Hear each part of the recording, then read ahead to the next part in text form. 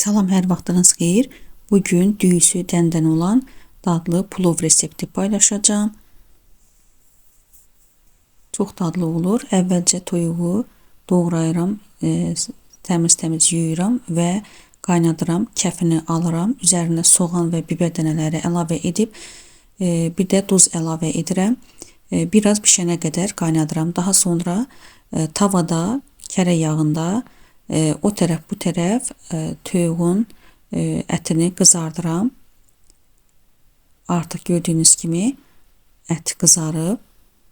Qızardıqca götürürəm və yağın üzərinə, həmin yağın üzərinə bu şəkildə doğranmış soğan əlavə edirəm və soğanı da qovururam.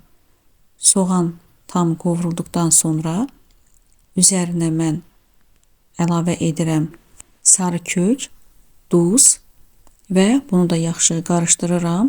Hərəsindən bir çay qaşığı əlavə edirəm. Bir də çay qaşığının ucunda limon duzu əlavə edirəm. Onda yeməyin, yəni ətli soğançanın dadı çox ləzzətli olur və qızartdığım toyuğu yenidən soğanın üzərinə yığıram. Qarışdırıram ki, bir-birinə qarışsın.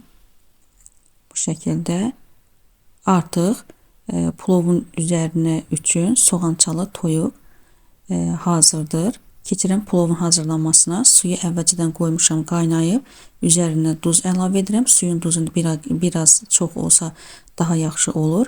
Və düyünü mən hardasa 2 saat qabaq islaqda saxlamışam, duzlu suda. Onda düyü bərk olur, əzilmir, həm də uzun sov şəkildə olur. Hardasa 7-8 dəqiqə qaynadıram. Görürsünüz, hazır, demək olar ki, hazırdır. Daha sonra mən qazmaq etmirəm plovun altına. Bu şəkildə, sadə şəkildə əvvəlcə düyünü, daha sonra sarı kök, onun üzərindən də zeytun yağı əlavə edirəm. Mən çox vaxt zeytun yağını istifadə etdiyim üçün dietik olaraq və bu dəfə də zeytun yağını istifadə etdim.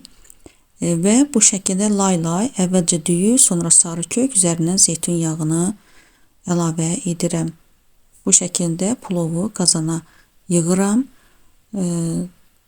Daha sonra artıq plovumuz hazırdır. Üzərindən isə əvvəlcədən islatdığım, qaynar suda islatdığım 1 stəkan kişmişi əlavə edirəm və plovu dəmə qoyuram.